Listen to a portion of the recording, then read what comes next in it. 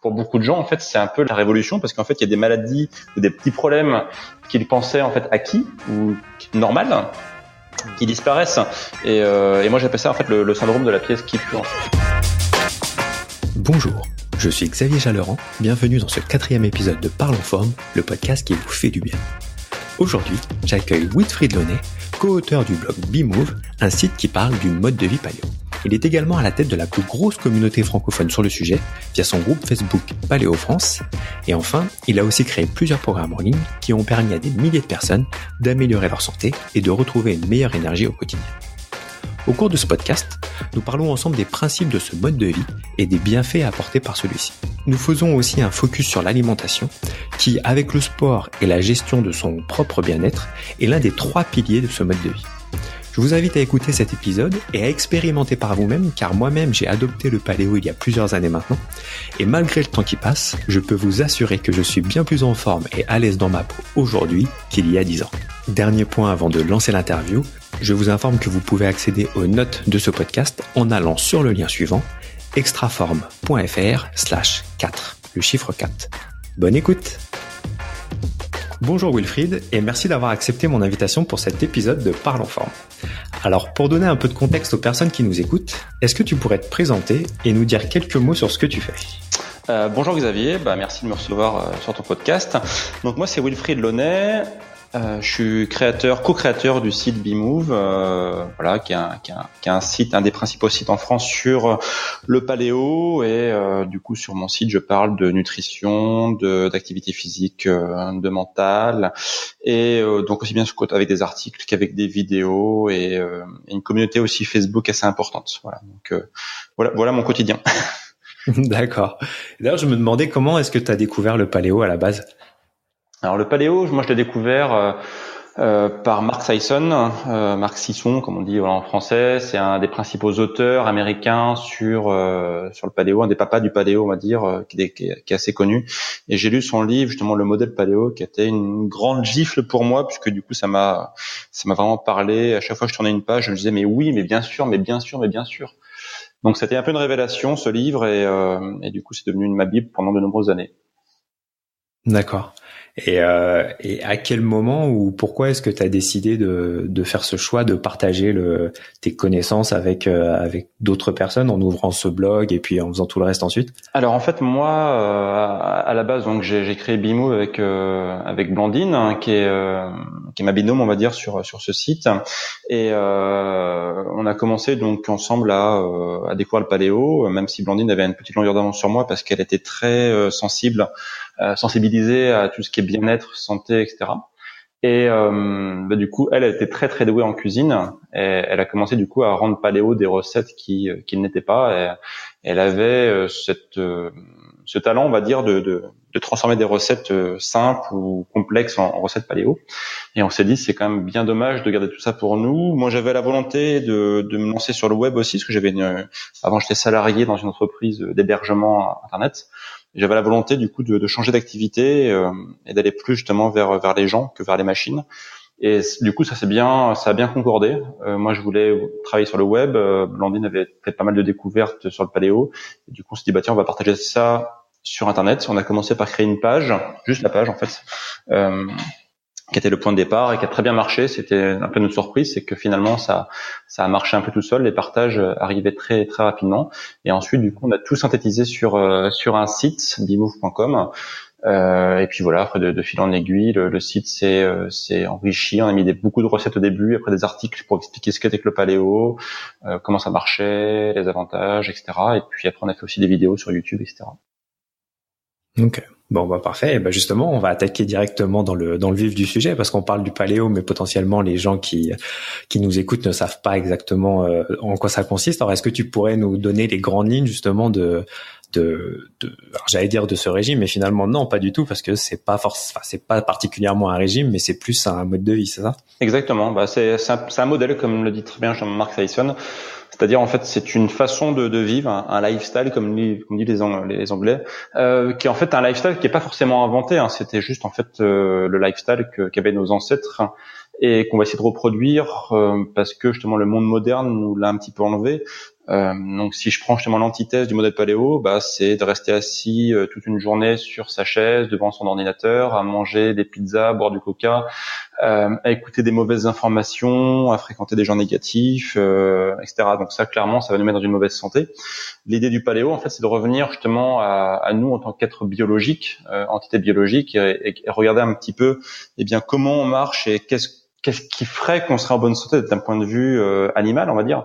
Donc, c'est-à-dire manger des choses naturelles, des choses qui viennent de la nature, très peu ou pas transformées, se déplacer régulièrement, donc courir, sauter, ramper, ne pas rester assis toute la journée. Et voilà, en fait, vraiment se souvenir qu'on est un animal, finalement comme les autres, peut-être plus intelligent que la moyenne, mais au-delà de ça, c'est vraiment qu'on a une biologie et que notre environnement actuel, en fait, ne nous permet pas de l'exprimer complètement. Donc aussi bien au niveau de la nutrition que de l'activité physique, que même du mental, c'est revenir à ça. Un exemple aussi, c'est dire au lieu de passer une soirée devant des jeux vidéo ou à regarder des émissions débiles à la télé, ce qui serait pas mieux de rester en fait, on va dire en famille, de faire un jeu de société, de discuter. Alors pas forcément autour du feu parce qu'on n'a plus de feu aujourd'hui, mais aussi quand ceux qui en ont, et tant mieux. Mais voilà, au moins d'être avec des gens qu'on aime et voilà. Donc c'est aussi bête que ça en fait. C'est ce que faisaient nos ancêtres. Avant l'avènement de l'ère industrielle et on dit paléo parce qu'en fait le paléo, on va dire, c'est le niveau ultime, c'est une sorte d'idéal qui est inatteignable pour nous aujourd'hui, mais on va dire c'est un peu l'âge d'or, on va dire, de l'homme d'un point de vue qualité de vie, d'un point de vue biologique, pas d'un point de vue santé, parce que peut-être qu'à l'époque effectivement il mourait, on va dire, d'une simple fracture.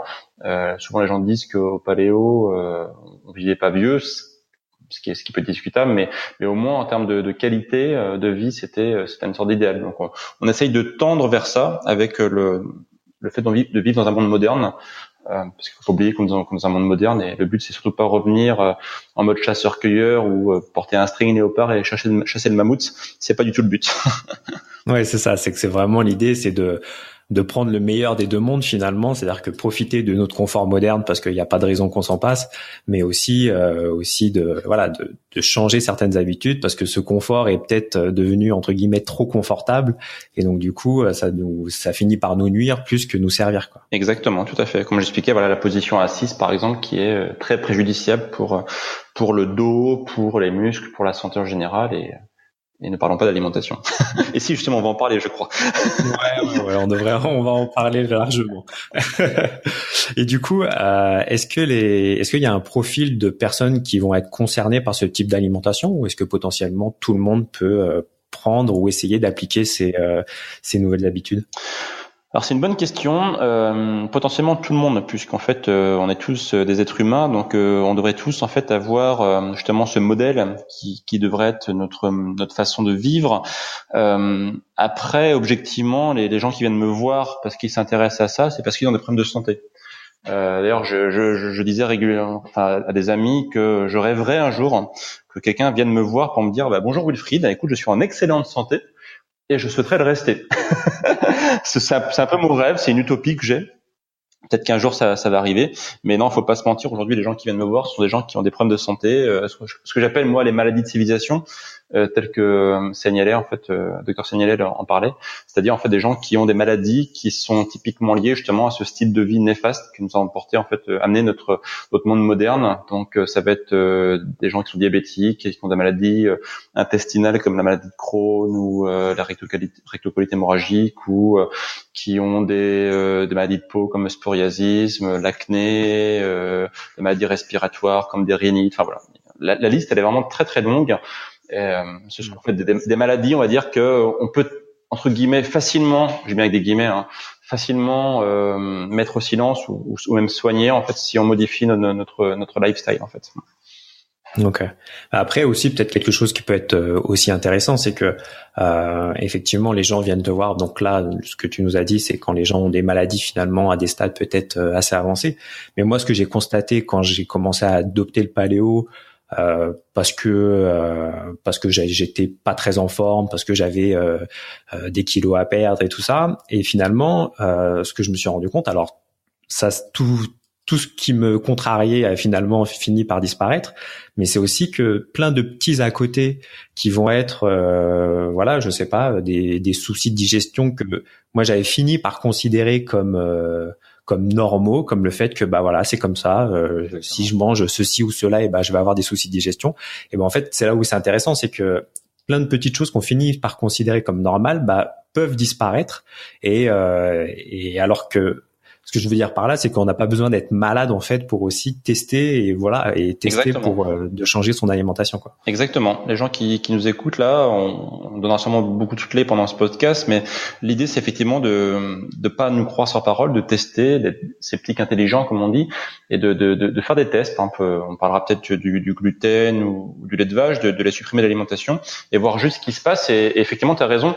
Pour beaucoup de gens, en fait, c'est un peu la révolution parce qu'en fait, il y a des maladies ou des petits problèmes qu'ils pensaient en fait acquis ou normal qui disparaissent et moi j'appelle ça en fait le syndrome de la pièce qui pue en fait. J'ai fait une vidéo là-dessus, j'expliquais que quand on est dans une pièce en fait où il y a une mauvaise odeur, on finit par s'y habituer. Au bout de quelques minutes on ne sent plus la mauvaise odeur. Et pour ressentir la mauvaise odeur, en fait, il faut sortir de la pièce pendant quelques minutes et re-rentrer. Et en fait, c'est un phénomène qu'on appelle l'habituation en psychologie. C'est que notre corps, en fait, elle a cette capacité à s'adapter en fait à un problème et de le considérer comme acquis. Alors à un moment, il va lancer des systèmes d'alarme. Et il va dire attention, il y a un problème, il y a un problème. Mais quand on ne l'écoute pas, eh bien pour ne pas en fait que cette alarme nous empêche de vivre, eh bien en fait il va l'éteindre, on va dire. Alors que mais le gros souci, c'est que par contre l'incendie qui est derrière, en fait, le problème lui continue à être là.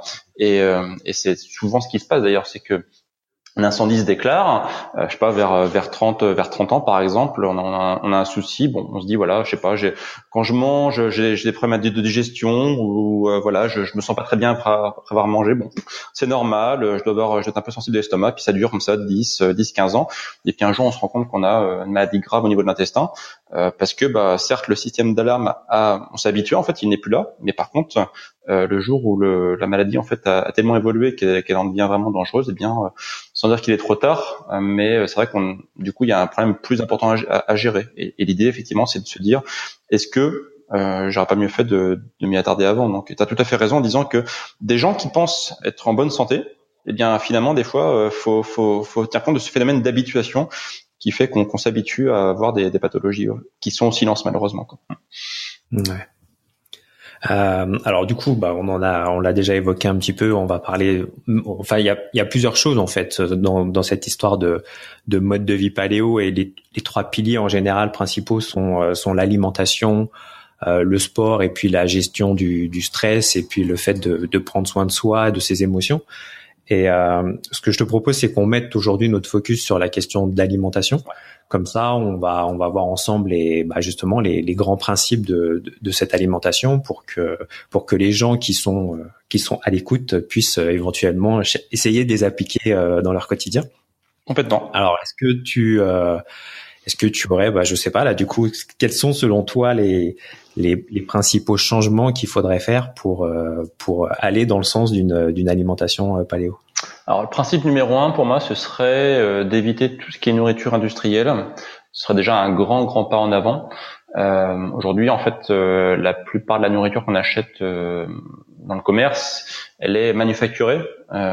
Et l'idée, en fait, c'est de revenir justement à des choses simples, à l'alimentation qui va être simple, qui va être non transformée et la plus brute possible. Donc, ça va consister à aller vers des légumes, des fruits, de la bonne viande, du bon poisson, des bons oléagineux. Alors souvent, quand les gens disent oui, mais attends, tu te rends compte, si tu manges que ça va être super triste, ça va être waouh. Enfin, la bouffe, c'est fait pour être joyeux, quoi. Et c'est souvent un peu le réflexe qu'ont les gens quand on dit qu'on mange plus industriel. Et c'est justement un début du site BeMove, c'est d'expliquer que non, on peut manger sainement, de façon non industrielle, mais de façon hyper gourmande. Moi, je suis un grand gourmand et avec un petit peu de technique, on arrive à faire des plats qui sont d'une gourmandise extrême et qui sont même souvent bien meilleurs que les plats industriels. Donc voilà. Vas-y, donne-nous quelques noms, fais-nous rêver. Vas-y. Alors un exemple que je donne très souvent et qui est assez parlant, c'est les glaces par exemple. Demain tu vas acheter une glace dans le commerce, donc je sais pas, tu prends une glace genre sorbet et compagnie. Qu'est-ce que tu vas avoir dedans en fait, d'un point de vue industriel? Tu vas avoir principalement donc de l'eau, et puis beaucoup de sucre. Tu regardes la liste des ingrédients, ça va être sucre. Ça peut être sur différentes formes. Ça peut être sirop de glucose, de fructose, voilà. Il va y avoir plein de sucre.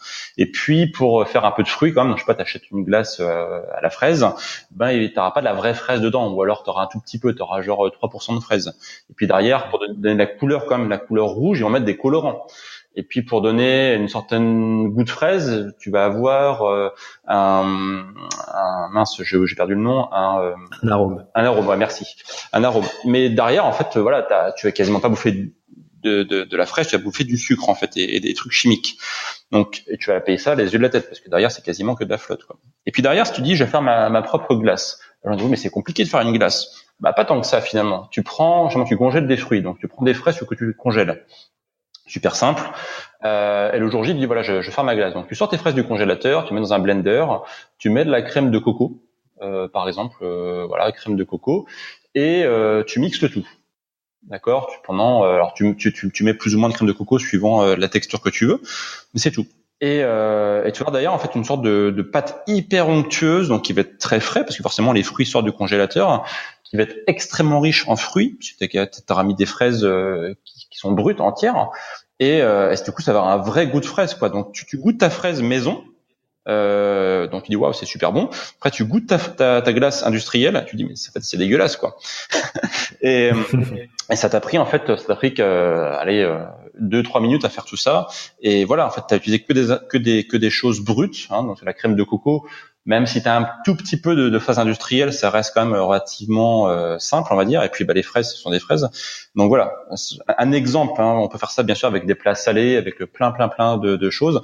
Mais c'est surtout pour dire que voilà, ce qui est important, c'est de se dire que c'est pas parce qu'on va manger des choses simples que c'est pas gourmand. Au contraire, on va redécouvrir le goût des aliments. Il y aura pas besoin d'exhausteur de goût, il y aura pas besoin d'arômes, il y aura pas besoin de colorants, il y aura pas besoin de toutes les saloperies qui sont mis dans l'alimentation moderne, qui non seulement n'apportent rien pour le corps humain, mais qui en plus, sur le long terme, peuvent avoir des effets néfastes, quoi. Donc c'est un exemple, voilà. Ok, très bien. Donc du coup, donc privilégier des produits frais et naturels, et puis après les accommoder à notre façon et selon le goût de chacun. Et alors ça demande effectivement aussi peut-être un peu plus de temps aussi pour ça demande de reprendre la main sur son alimentation. C'est-à-dire que du coup, c'est plus les industriels qui vont nous faire à manger, c'est nous. Et il y a des techniques après pour faire ça rapidement. Là, on parle de fraises congelées, mais on peut très bien aussi, si on veut manger beaucoup plus de légumes, utiliser des légumes congelés. Alors c'est moins bien que des légumes frais qui sortent du marché, mais c'est mieux que rien vaut mieux préférer des légumes congelés qu'à une pizza industrielle, quoi.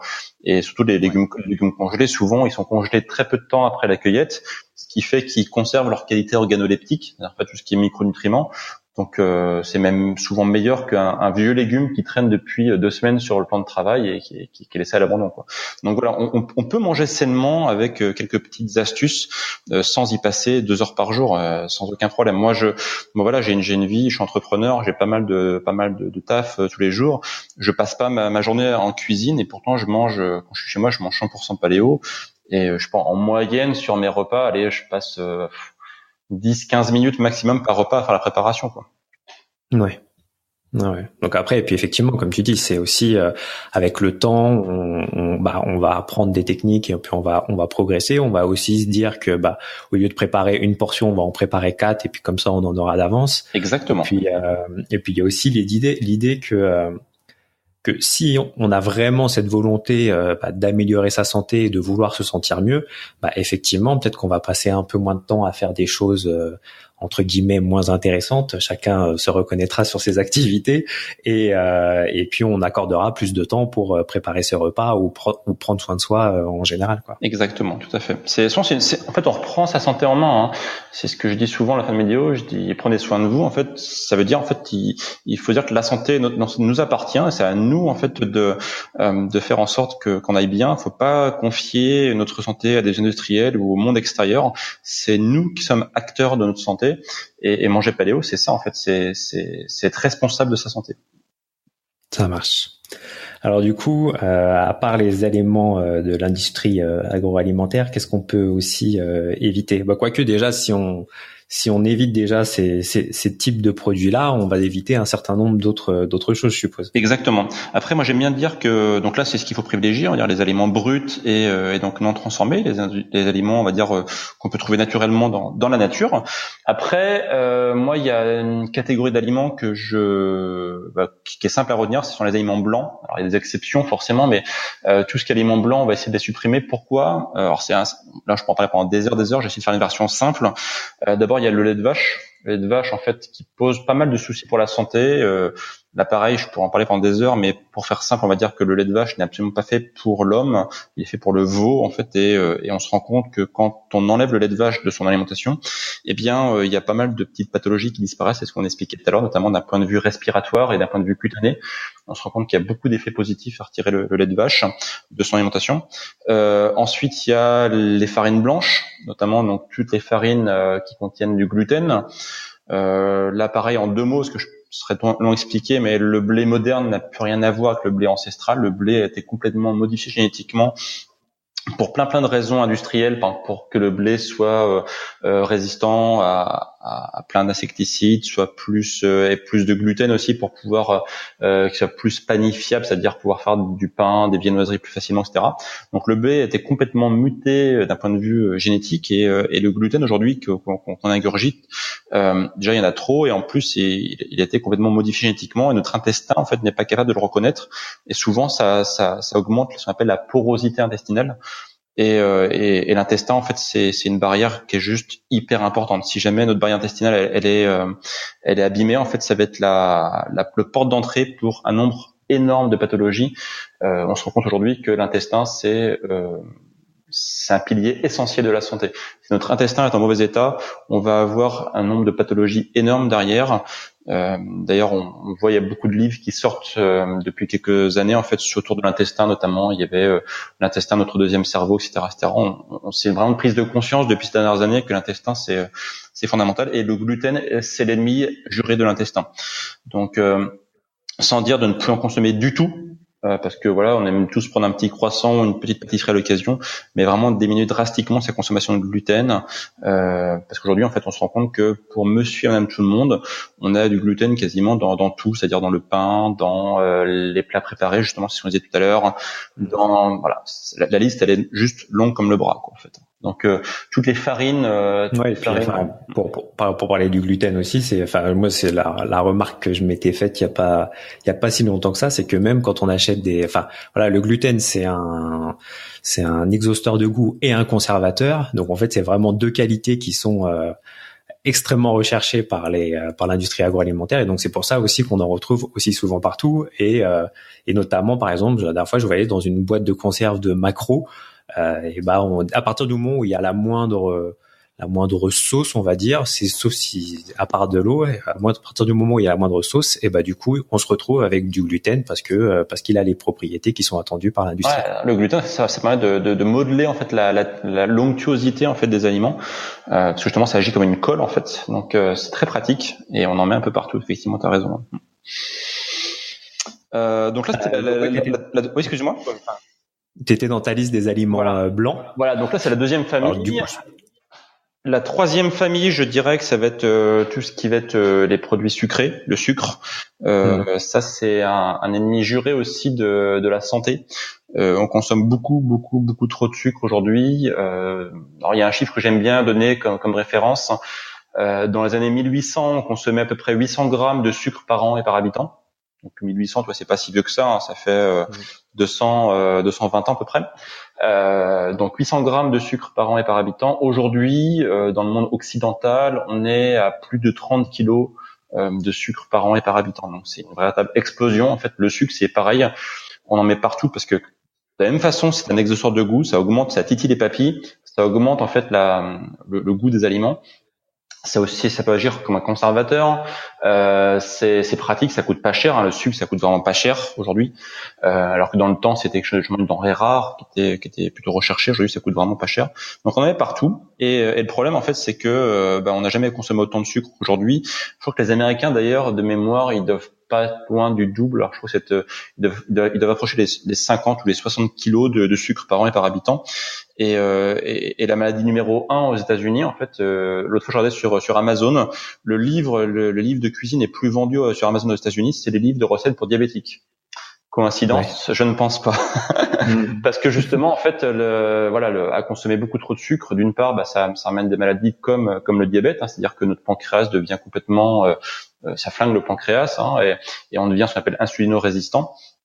Et derrière, en fait, ça provoque aussi pas mal de pathologies comme des cancers, parce qu'on se rend compte qu'aussi que le cancer se nourrit principalement de sucre, et c'est un véritable engrais en fait à cancer le sucre. Donc ça provoque aussi des migraines. Les gens moi j'ai mon assistante Claire qui a soigné ses migraines en fait en diminuant en fait considérablement sa quantité de sucre depuis qu'elle bosse avec moi. Enfin, avant qu'elle bosse avec moi, elle avait des migraines, et depuis qu'elle bosse avec moi et que forcément je l'ai mis au paléo, et bien plouf comme par hasard, elle a plus de migraines. Donc on avait fait une vidéo ensemble pour qu'elle explique tout ça, qu'elle partage un petit peu tout ça, et on se rend compte que le sucre en fait aussi ça attaque le cerveau de façon assez spectaculaire. Et ça peut aussi à terme aussi amener des maladies neurodégénératives comme Alzheimer ou Parkinson. On appelle ça en fait le diabète de type 3, c'est-à-dire que à force d'attaquer le cerveau en permanence, en fait, bien le cerveau il devient défaillant, et ça permet du coup des grosses pathologies, quoi. Donc on pourra parler pendant des heures, mais on se rend compte que le sucre en fait c'est un ennemi juré. Souvent on le pointe du doigt parce qu'il fait prendre du poids. En fait, hein, le sucre c'est un carburant, donc quand on a trop de carburant, et bien en fait le corps il stocke, et donc on prend du poids. Mais au-delà de ça, en fait, c'est que c'est un véritable ennemi pour la santé. Donc voilà, le sucre à bannir. Ouais, la chose à laquelle, parce que là, en fait, finalement, on parlait. Enfin, je pense que dans ton esprit, tu parlais du sucre sucré, on va dire. Mais après, ce qu'il y a, c'est que dans notre alimentation, et c'est notamment via toutes les farines, en particulier, on va dire les farines blanches et le blé, c'est que c'est aussi des produits qui sont très chargés du coup en glucides et qui sont aussi une forme de sucre. Exactement. Quand je dis sucre, on va mettre de côté le sucre des fruits, parce que là c'est un bon sucre qui notamment est accompagné de fibres. Donc les fibres, ça ralentit l'assimilation du sucre. Mais par contre, quand on parle de sucre, c'est tout effectivement le sucre en mode industriel, le sucre qui est rajouté. Alors dans le café, hein, c'est le sucre, le saccharose. On met dans le café ou dans le thé. Ça peut être le sucre qu'on va avoir dans les viennoiseries, le sucre qu'on va avoir dans les desserts, qu'on va avoir dans les plats préparés. Parce que les gens qui disent oui, mais moi j'aime pas trop manger sucré, donc le sucre je suis pas concerné. Ah, mais si tu manges beaucoup de plats préparés, genre des pizzas par exemple, tu regarderas les ingrédients, tu vas avoir du sirop de glucose, fructose, du sucre en veux-tu en voilà, parce que exemple des pizzas, hein, si tu mets la sauce tomate, c'est la sauce tomate bas de gamme, pour faire ressortir le goût de la tomate c'est sucré, hein, on aime bien le goût de la tomate sucrée, pour faire ressortir le goût de la tomate, on va rajouter du sucre pour faire croire que la tomate est sucrée, donc c'est un bon goût de tomate. Sauf qu'en fait non, à la base c'est la tomate vraiment bas de gamme, la tomate low cost, et pour exhauster le goût de la tomate, on va mettre du sucre, voilà, par exemple. Mais la liste elle est longue, hein, de ce qu'on peut faire. Ouais, mais je pense que c'est aussi important pour les gens qui nous écoutent et qui sont pas forcément au sujet, au courant de tout ça, c'est que finalement c'est pas parce qu'on mange pas sucré qu'on mange pas du sucre à longueur de journée, quoi. Exactement. Exactement. Faut se méfier, c'est vicieux le sucre. On trouve vraiment. Ouais, d'ailleurs, si on continue dans la liste des aliments blancs et un peu vicieux, c'est aussi le sel potentiellement. Exactement. Voilà, c'est le quatrième. On a l'habitude de manger. Ah c'était le quatrième qui arrivait, alors je te laisse continuer. T'avais tout à fait raison, t'avais le quartet dans l'ordre presque. Effectivement, le sel, pareil, hein, aliment blanc qui est mauvais pour la santé, qui modifie notamment pas mal de paramètres hyper importants comme la pression artérielle, etc., etc. Donc le sel, pareil, on en trouve beaucoup dans l'alimentation industrielle. C'est souvent un grand. T'as parmi dans les best-of aussi, hein, parce que le sel, c'est là aussi encore une fois un exhausteur de goût terrifiant, quoi. D'ailleurs, beaucoup de gens ont le réflexe de rajouter du sel avec leur nourriture. Pourquoi ? Parce qu'en fait, de base, la nourriture, il n'y a pas beaucoup de goût, quoi. C'est souvent des aliments d'entrée de gamme, bas de gamme, et le sel permet de ressortir les saveurs. Mais le truc, c'est que quand on apprend à manger des vrais aliments, des vrais aliments riches en micronutriments, qui sont vraiment riches en goût, il y a pas besoin de sel, quoi. Le sel, il sert juste à rien, quoi. Si je prends mon exemple, moi, dans le temps, quand j'étais encore chez mes parents, j'avais ce réflexe parce qu'il y avait le sel sur la table, donc je rajoutais du sel sur mes aliments, mais avec du recul, en fait, je me dis, d'une part, c'était juste un réflexe, et d'autre part, je perdais en fait le goût des aliments. Donc aujourd'hui, moi, j'ai même pas de sel chez moi. L'autre fois, j'ai une amie qui est venue manger chez moi, elle voulait du sel, j'ai dit ah non, désolé, j'en ai pas, parce que j'utilise vraiment jamais, quoi. C'est un truc que j'ai vraiment banni de mon alimentation et voilà. Bon, après, si on met une petite pincée dans un plat par-ci par-là, bien sûr, ça ne pose aucun souci, hein. On va pas ça veut dire, comme on dit, c'est la quantité qui fait le poison. Mais si on mange des aliments industriels et je sais pas moi, du beurre, du pain à tous les repas, on va retrouver en grande quantité dans ces aliments. Donc je pense un peu comme le sucre. Il faut vraiment essayer de prendre conscience de la composition des aliments, et on va se rendre compte que si jamais on a une alimentation, on va dire, un peu traditionnelle, eh bien on consomme plus de sel qu'on ne pourrait croire, malgré le fait qu'on n'ajoute pas du sel nous-mêmes. C'est un peu comme le sucre. En fait, c'est un aliment qui est assez vicieux, qui se dissimule un peu partout, quoi. Ouais, à titre d'exemple, la dernière fois, je regardais un paquet de pain de mie, classique, pas les énormes tranches à sandwich, les petites tranches normales pour le petit déjeuner, on va dire. Et je sais plus exactement, j'ai plus le chiffre en tête, mais je crois que sur une tranche une ou deux tranches de pain de mie, c'était quasiment 1 gramme de sel, quoi. Ouais. Donc sachant que l'être humain a besoin alors je crois que la recommandation de l'OMS, je crois que c'est 5 grammes maximum par jour, mais sachant que le corps humain a besoin de 2 à 3 grammes de sel par jour, je crois. Alors j'ai plus les valeurs en tête, mais oui, c'est d'un sorte de grandeur, et effectivement. Voilà. Et si tu prends ne serait-ce que 5-6 tartines le matin pour ton petit déj, t'es déjà quasiment dans la limite haute, en fait, quoi. Donc plus que tu vas manger dans le reste de la journée, t'exploses en fait ton quota, quoi.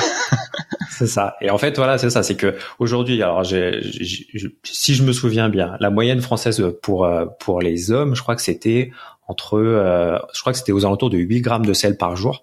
Mm-hmm. Et ce qui explose déjà les recommandations de l'OMS, les dites recommandations sont déjà très supérieures aux besoins naturels du corps humain. Donc effectivement, après, comme tu dis, ça veut pas dire qu'on va pas du tout, on va plus jamais saler ses plats quand on fait de la cuisine. Et il y a forcément des étapes et une période de transition pour passer d'une alimentation standard, on va dire, à une alimentation plus paléo. Mais en tout cas, le fait d'éliminer la nourriture industrielle, ça permet déjà de diminuer peut-être à 70 ou 80% ces apports de sel journaliers, quoi. Exactement. Il y a un point qui est important, c'est que là on a parlé de suppression d'aliments, et c'est vrai que souvent en fait les gens ils disent tiens du coup mon alimentation va être plus triste parce que j'ai supprimé finalement plein de choses qui étaient liées à la joie, comme le sucre, le lait, le blé, etc. Et c'est un peu l'exemple que je disais tout à l'heure par rapport à la glace, c'est qu'il faut surtout pas se dire je vais avoir une alimentation qui va être sans. Au contraire, en mangeant paléo, on a une alimentation qui est avec du goût, avec des micronutriments, avec du plaisir. En fait, on va redécouvrir en fait l'alimentation. C'est pas parce qu'on dit qu'il faut supprimer des aliments qu'on va avoir une sorte de punition. Ça c'est vraiment important, et je pense que c'est un message qu'il faut vraiment transmettre, parce que souvent les gens ont vraiment cette impression qu'on va leur enlever quelque chose de leur alimentation, et non, en fait justement c'est en mangeant paléo qu'on redécouvre que il y a un pan entier de l'alimentation qu'on avait presque négligé, et au contraire on va redécouvrir une alimentation qui va être riche, qui va être savoureuse, et revenir en arrière, ce sera peut-être presque là la punition. Aujourd'hui quand je mange des plats industriels, donc je sais pas, une pizza industrielle chez des amis par exemple, ça m'arrive encore forcément, et que je pense à ma pizza paléo, je dis voilà, bon, je mange ma pizza aujourd'hui qu'on m'offre, mais finalement elle a quand même vachement moins de goût que celle que je me suis fait moi-même, quoi. Donc voilà, il faut bien retenir que c'est bien une alimentation avec et pas une alimentation sans. Oui, puis après il y a peut-être aussi un autre point qui est essentiel de pousser, c'est que il y a aussi, il n'y a pas justement qu'une seule façon de manger paléo. C'est-à-dire que là, tous les sujets dont on parle et les échanges qu'on peut avoir, ce sont des recommandations. Mais après, dans l'absolu, comme tu disais, le fait de retourner à un mode de vie et une alimentation 100% paléo, c'est entre guillemets un idéal, si on veut, mais que après, bien entendu, ça s'adapte au ressenti et au quotidien de chacun en fonction de nos moyens, de notre temps et de ce qu'on peut faire au jour le jour, quoi. Il faut surtout pas non plus se désociabiliser. C'est-à-dire que c'est pas en disant bah tiens, on m'a dit qu'il fallait plus que je mange de sel, de lait, de blé, de sucre. Du coup, bah je sors plus, je fais mes amis parce que bah eux, il y aura forcément ça dans leur alimentation. Surtout pas. Le but c'est surtout pas se désociabiliser, sinon on va devenir ce qu'on appelle orthorexique, c'est-à-dire malade. Voilà, ça va devenir une pathologie en fait. Donc surtout pas. L'idée c'est quand même de continuer à avoir et à sortir au restaurant, voir ses amis, etc. Et faire des exceptions. C'est-à-dire que la règle, c'est-à-dire c'est la bonne alimentation et les moments sociaux, ça va devenir, on va dire, l'exception, parce que normalement, enfin, à moins que vous sortiez beaucoup, on est plus souvent chez soi qu'en sortie normalement. Donc voilà. Après, voilà, si vous faites des écarts de temps en temps, ça ne pose bien sûr aucun souci. Et moi, d'ailleurs, je dis souvent que la règle du 80-20 s'applique bien, c'est-à-dire 80% de bonne alimentation, ça donne déjà des bons résultats, et puis on garde 20% pour les événements sociaux. Est-ce que justement la question que je me posais, c'est quelles sont les principales difficultés que rencontrent les gens quand ils se décident, voilà, par exemple, les gens qui nous écoutent là se disent que ça peut être une piste à suivre, et quelles seront les principales difficultés qu'on sait un peu d'avance qu'ils vont rencontrer, et quels seraient tes conseils justement pour faciliter ça? Alors, il y a plusieurs types de problèmes qu'on peut rencontrer. Le premier, c'est de se dire, voilà, je vais enlever des aliments qui sont hyper courants dans la bouffe française, comme le lait, le blé, le sucre. Comment je vais faire sans? Donc ça, c'est le départ. Les gens se sentent un peu démunis au début, et voilà, sur mon site, par exemple, Bimove, il y a beaucoup de recettes pour expliquer comment s'en sortir et trouver des alternatives. Par exemple, pour le petit déjeuner, souvent le problème du petit déj, c'est le grand classique, c'est qu'est-ce que j'ai mangé au petit déjeuner, parce que moi, comme tu disais tout à l'heure, il y a la tartine de pain de mie, ou alors il y a la brioche ou le croissant, et sans ça, d'ailleurs, je sais pas comment faire. Alors, il y a plein d'alternatives qui existent. On va pas forcément les citer ici parce que ça prendra trop de temps, mais il y a des alternatives qui sont non seulement meilleures pour la santé, mais qui permettent aussi d'avoir plus d'énergie, qui permettent de perdre du poids si on était en surpoids, etc., etc. Donc il y a plein d'alternatives qui existent. Après, comme tu disais aussi tout à l'heure, ce sera du étape par étape. On va pas dire, tiens, le lundi, je mangeais de façon traditionnelle, et puis le mardi, pouf, je passe en mode 100% paléo. Ça marche pas, parce que là, ça fait trop de changements d'un coup, et les gens vont dire, non, c'est trop dur, j'y arrive pas, ils abandonnent, ils reviennent en arrière. Donc, c'est étape par étape. On va essayer de modifier progressivement l'alimentation, donc dire voilà, tiens, comment je pourrais manger moins sucré, comment je pourrais manger moins de produits qui contiennent du gluten, comment je pourrais enlever mes produits laitiers, comment je pourrais consommer moins de sel, comment je pourrais manger moins industriel. Et voilà, en fait, l'idée c'est comme ça progressivement aller vers cette alimentation qui sera nouvelle, et forcément ça, suivant les gens, ça va prendre plus ou moins de temps. Il y en a qui en une semaine ont tout compris, et ça y est, c'est parti, puis d'autres il leur faut plusieurs mois, parce que il y a de l'inertie, il y a de la culture française qui est derrière, qui est dure à modifier, et donc voilà, ça prend plus ou moins de temps suivant les gens. Ouais. Et puis derrière aussi, ce qui va être un peu compliqué, ça va se dire tiens, est-ce que tel aliment j'ai le droit, ou tel aliment j'ai pas le droit? Ça c'est un grand classique. Sur mes forums, en fait, on voit souvent des gens qui posent ce genre de questions. Alors moi, j'aime pas dire on a le droit, on n'a pas le droit, ça fait un peu genre punition. T'es dans une secte, t'as un code d'honneur à respecter. Non, en fait, voilà, il faut se dire, est-ce que tel aliment il est plutôt bon pour ma santé, ou celui-là il est plutôt négatif pour ma santé? Voilà, je préfère dire dans ce sens-là, en fait. Alors après, il y a des aliments, voilà, qui sont un peu compliqués. Genre, les gens disent, est-ce que je peux manger du soja? Est-ce que je peux manger du quinoa? Est-ce que je peux manger, voilà. Donc, on explique tout ça, voilà. On va dire qu'en moyenne, on va dire 2-3 semaines, on a tout compris, et la transition, elle a lieu. Donc voilà, on va dire en moyenne, une vingtaine de jours, on a compris comment ça marchait. Et après, on est autonome. Et puis après, avec des bouquins de cuisine, on s'en sort très bien aussi, quoi. Il y a plein d'idées. Ouais. Voilà. Est-ce que du coup, tu as aussi, parce que je pense que ça doit être aussi un autre point de blocage pour les gens qui veulent faire la bascule, c'est comment tu arrives à gérer voilà, ta famille ou ton entourage d'une façon générale, que ce soit ta famille plus ou moins proche ou les amis, et comment aborder cette question-là avec eux, quoi. Ah, c'est une très bonne question, Xavier. Ouais, oui. C'est une très bonne question, parce qu'effectivement, changer d'alimentation, c'est pas rien. Pour beaucoup de gens, en fait, c'est lié. Il y a un côté en fait un peu intime, et changer d'alimentation, déjà, c'est dur pour soi, mais c'est aussi dur par rapport à l'image qu'on va renvoyer par rapport aux autres. On va devenir quelqu'un d'un petit peu bizarre, quelqu'un qui sort du lot, un marginal ou chose comme ça.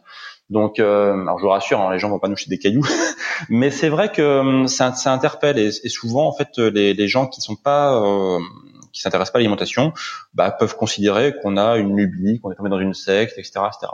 Donc, ce qu'il faut déjà expliquer, souvent ce que je dis, c'est que faut expliquer déjà que ça a peut-être des effets positifs. On fait pas ça parce que c'est une mode. On fait ça parce que on veut prendre soin de notre santé. Donc, la meilleure façon de convaincre, alors même si le but c'est pas convaincre, surtout pas. Moi, je suis pas quelqu'un qui est en train de dire il faut que tout le monde mange paléo. Voilà, les gens ils viennent naturellement. Le but c'est surtout pas convaincre, c'est donner à réfléchir.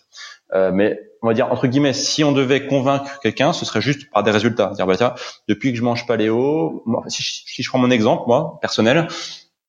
Je dis voilà, depuis que je mange paléo, j'ai mis au silence mon allergie au rhume des foins, mon acné, ma rhinite chronique, mon manque d'énergie et voilà, une liste de 5 pathologies, 4-5 pathologies que j'avais avant de manger paléo. Et maintenant, j'ai plus rien, tout a disparu. Et les gens du coup, c'est bon, comment ça se fait? Alors là, on commence à expliquer, le blé, le gluten, le lait, etc. Et là, en fait, ils s'intéressent, ils comprennent pourquoi. Si on dit juste qu'on enlève le blé parce que c'est à la mode entre guillemets, ça marche pas. Les gens ils vont dire attends mais mec tu suis une mode, t'es un mouton quoi en fait. Et voilà, donc ça marche pas. Et puis après voilà, surtout pas essayer de convaincre, c'est peut-être que l'erreur que font beaucoup de débutants au début, ils se rendent compte que il y a un effet un peu magique, c'est que ça apporte beaucoup de résultats, plus d'énergie, une meilleure peau, meilleure digestion, etc. Et ils veulent essayer de convaincre leur entourage qu'ils doivent faire la même chose. Et l'entourage en fait qui n'est pas préparé à ça va avoir un effet de comment dirais-je de refus. En fait, il va avoir le français moyen, on va dire, sans être méchant, a envie de dire voilà non c'est une mode, c'est fait pas pour moi. Et du coup, il y a des conflits qui vont se créer à ce niveau-là. Donc, faut surtout pas essayer de convaincre, juste parler des avantages. Et puis, si d'ailleurs on vous en parle pas, vous en parlez pas non plus. Il y a pas de raison d'évoquer le sujet.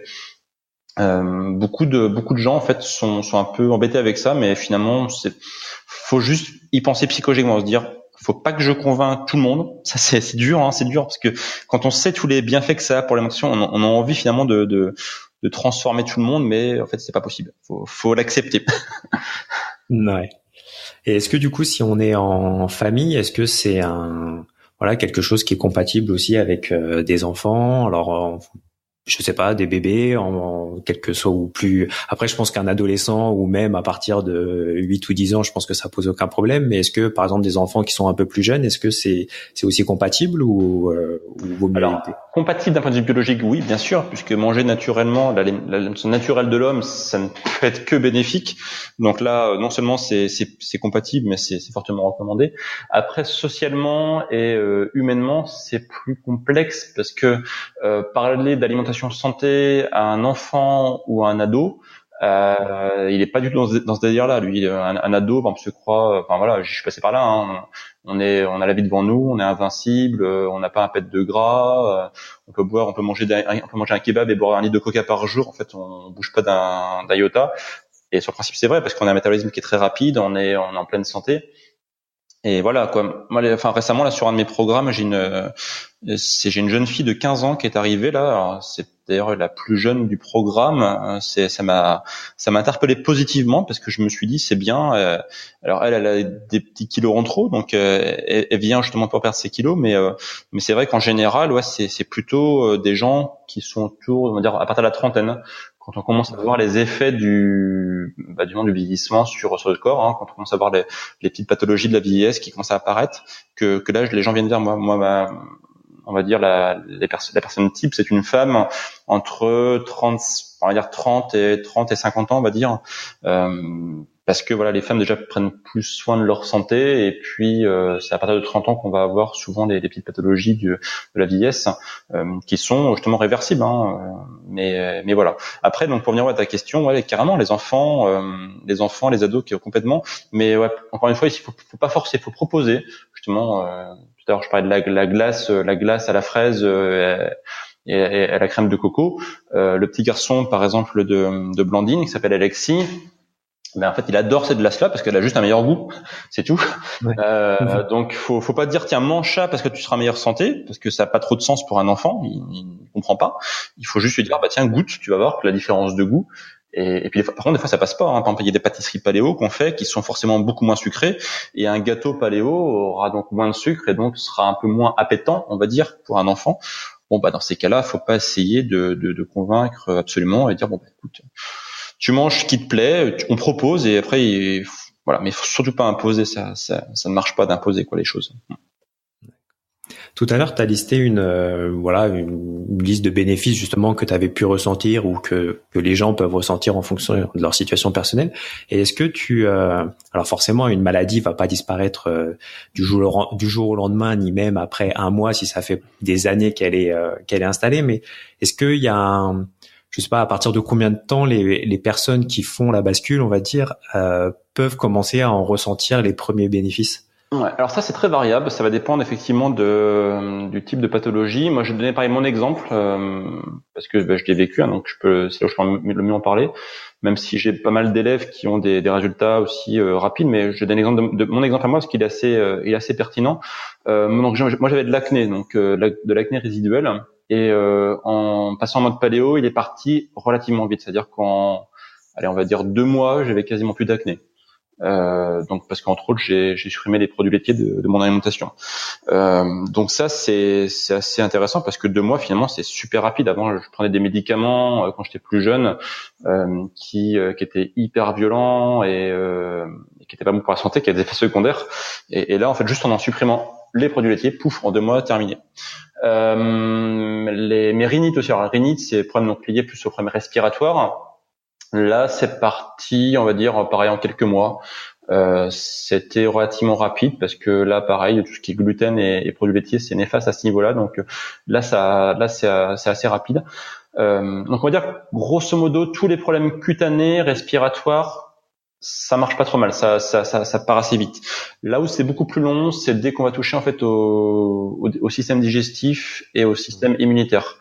Pourquoi ? Parce que l'intestin, il est très long à réparer. C'est une sorte de cicatrisation qui doit être faite quand on a un intestin qui est pas en bonne santé, et c'est très long à cicatriser. Alors, je parle de cicatrisation, c'est au sens pas au sens strict, c'est-à-dire que réparer. Pour réparer l'intestin, c'est long. Et système immunitaire, c'est long aussi. Pourquoi ? Parce que le système immunitaire, il a une mémoire. C'est le principe d'ailleurs des vaccins. Le vaccin, on donne un virus qui est affaibli ou mort. Le système immunitaire va apprendre et il va conserver de l'apprentissage pendant de nombreuses années. Donc moi, quand j'avais une allergie, donc c'était l'allergie au rhume des foins, donc une allergie assez courante. Donc une allergie, c'est quoi ? C'est une maladie auto-immune, c'est-à-dire que c'est notre système immunitaire qui se retourne contre nous-mêmes. Donc là, moi, ça a mis, on va dire, quasiment 2 ans et demi, 3 ans à partir vraiment. C'est-à-dire que aujourd'hui, j'ai plus rien, j'ai plus aucun rhume des foins, mais pendant 2-3 ans, j'avais encore une sorte de reste qui est parti progressivement quand même. Donc tout ce qui est lié au système immunitaire et au système digestif, ça peut mettre de nombreux mois, voire de nombreuses années. Il y a des protocoles pour aider, pour accélérer. Donc, par exemple, pour l'intestin, je recommande souvent une complémentation en L-glutamine, qui est un acide aminé essentiel qui permet justement de favoriser la cicatrisation de l'intestin et qui aide justement à corriger tous les méfaits du gluten. Mais voilà, dans tous les cas, il ne faut pas espérer te soigner en quelques semaines, voire quelques mois là-dessus. Ouais. Après, peut-être que finalement, ce qui vient le plus vite, et c'est la chose dont on va se rendre compte très rapidement aussi, ça va être la question de l'énergie. Complètement. Je sais pas si tu as eu cette sensation-là, mais moi, c'était vraiment flagrant où en quelques semaines, et pas 10 semaines, 2 semaines, on va dire, j'ai vraiment ce sentiment de me réveiller et d'être beaucoup plus reposé et de me sentir mieux, quoi. Complètement. Ça, l'énergie, en fait, c'est souvent ce que les gens indiquent comme bon effet secondaire au paléo. C'est effectivement, ils vont redécouvrir en fait une énergie qu'ils avaient perdue, en fait, et c'est logique aussi parce que quand on se rend compte pourquoi on n'a pas d'énergie, qui est lié beaucoup au système hormonal, au fait que justement on consomme trop de sucre, etc. Eh bien derrière, c'est un côté magique effectivement. On n'a plus le coup de barre notamment du matin. Le coup de barre que beaucoup de gens ont entre 10-11 heures, ça disparaît définitivement. On a plus d'énergie au quotidien pour plein de choses et ça effectivement tu as tout à fait raison, c'est l'histoire de quelques semaines voire quelques jours pour certains. Ouais. Ok, bon, eh bien voilà, on va s'arrêter là parce que ça fait déjà presque 50 minutes qu'on est ensemble. Donc, est-ce que tu peux peut-être rappeler aux auditeurs s'ils veulent en savoir plus, où est-ce qu'ils peuvent te retrouver? Alors moi, donc j'ai un site qui s'appelle Bimove, c'est écrit BMOOVE.com. Donc on trouve facilement sur Google. Vous tapez Bimove sur Google, vous le trouvez tout de suite. Et voilà. Puis donc derrière, il y a une chaîne YouTube, il y a une page Facebook, il y a des groupes Facebook aussi où j'aide les gens gratuitement du coup sur les groupes. Vous pouvez, n'hésitez pas à venir. On a une grosse communauté, la plus grosse communauté paléo en France. Et tous les gens qui sont déjà convaincus par le paléo seront là pour aider les débutants à passer les premiers pas, à répondre aux problèmes les plus courants du démarrage. Et voilà, on est tous là dans un but bienveillant pour aider les gens à démarrer et avoir la meilleure santé de leur vie. Et puis il y a le livre de Blandine aussi. Exactement. On a écrit un livre aux éditions Rustica qui s'appelle Juste Paléo. Voilà, comme Paléo, qu'on trouve pareil. Vous tapez Paléo sur Amazon par exemple et vous allez trouver en première position. Donc Blandine, ma binôme, qui a écrit ce livre justement, qui est le recueil de toutes ses meilleures recettes des recettes paléo qu'elle a conçues elle-même. Donc on va trouver les entrées, les plats de résistance, les desserts, les encas, tout ce qu'il faut pour faire les pique-niques. Donc il y a plus de 100 recettes, il y a 120 recettes de mémoire paléo, voilà, et c'est un recueil avec des jolies photos, donc ça donne envie d'y passer. Eh ben je l'ai moi-même dans ma bibliothèque et je le recommande aussi, donc vous pouvez y aller. Bah en tout cas, merci Wilfried. Merci Xavier, en tout cas pour tout ça, et puis de participer à véhiculer toutes ces informations, parce que c'est ça en fait qui manque souvent, c'est l'information de démarrage. Les gens, il leur faut un petit électrochoc et derrière ils ont envie de passer à l'action. Donc en tout cas, merci à toi de faire ça, et j'espère que beaucoup de gens vont tester tout ce qu'on a dit et auront des jolis résultats. Voilà. Allez, à bientôt. Merci Xavier, salut. Encore un grand merci à Wilfried pour sa participation et j'espère que notre échange vous a donné envie d'aller plus loin. Donc je vous invite chaudement à aller consulter son site ou encore sa chaîne YouTube pour en savoir plus, pour avoir des conseils plus pratiques peut-être qui vous vont permettre de faire la bascule, et puis tester par vous-même. C'est vraiment le meilleur moyen de savoir si finalement ce mode de vie peut correspondre à vos attentes et si il vous apporte un réel bien-être. Vous n'avez rien à perdre de toute façon, vous pouvez toujours tester, voir si ça vous convient. Si c'est le cas, vous continuez pour les mois et les années à venir. Si c'est pas le cas, vous revenez à vos anciennes habitudes et votre vie continue sans problème. Avant de terminer cet épisode, 2 petits points à vous rappeler.